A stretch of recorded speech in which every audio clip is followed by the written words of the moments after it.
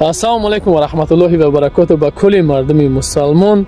روز سعید فطر به تمام برادرای عزیز، مادرای عزیز، خواهرای عزیز، روز سعید فطر به همتون مبارک باد با گفتنیان هستم. هر آرزو، هر هوس داره خداوند این روز بهترین عملی بگردونه. هر کجای هستین همه وقت دعاگوی یکدیگر باشین و حتما دعاگوی منم باشین. ان شاء الله که تا امروز در خدمت مردم مهاجر بدیم و هستیم و ان شاء الله در آینده هم اگر خداوند تن جان مون اگر نصیحت باشه ان شاء الله که باز هم هستیم برادرای عزیز.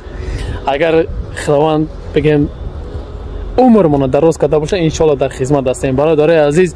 چی گفتنی هستم برای برادران گفتنی هستم که برادرایی که بزن هستین خداوند صاحب زن تون و برای هم اپا و خواهرایی که به شوهر هستین خداوند شوهرای صالح صالحه نصیب تون بگردونه و برادرایی که غریب هستین بیکار هستین خداوند برای کارتون نصیب بگردونه. مادرای خواهرایی که بیکار هستین خداوند صاحب کارتون و در زندگی همه وقت برکت نصیب تون بگردونه.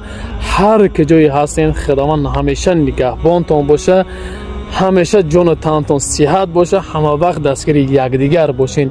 و چی گفتنی آن هستم در آخر برادران در این روز مبارک گفتنی هستم که همه وقت در حق مردم مسلمان، همه وقت در حق برادران اپا و خواهر دعاگوی همدیگر باشین که دستگیر یکدیگر باشیم.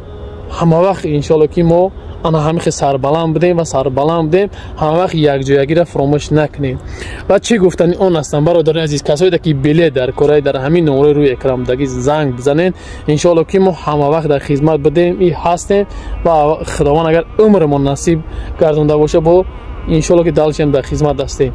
بعد یک خواهش کوچک از تمام مردمی که تماشا میکنن کانال خیر مهاجر یک خواهش دارم که کانال نوی من برادرای عزیز در اسپیسرین در سیلکا یکم در کامنتری در یکم ذکر پیچ میکنم ما تاجیکیم برادرای عزیز کانال نوی ما است.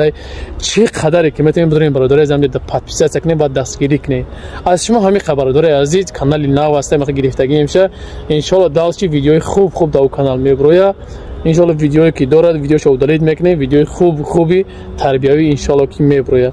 واقعا خداوند همتون نگهبان باشه، هر کجایی که باشین خداوند نگهبانتون باشه. باز میگم نمای روی که اکران دای او یک کس ما است برادر عزیز بلیتو با تمام دنیا الکترونی هست. واقعا سربلند خانواد باشین. عید سعید فطر با تمام مردم مهاجر مبارک شه و السلام علیکم و رحمت الله و برکاته.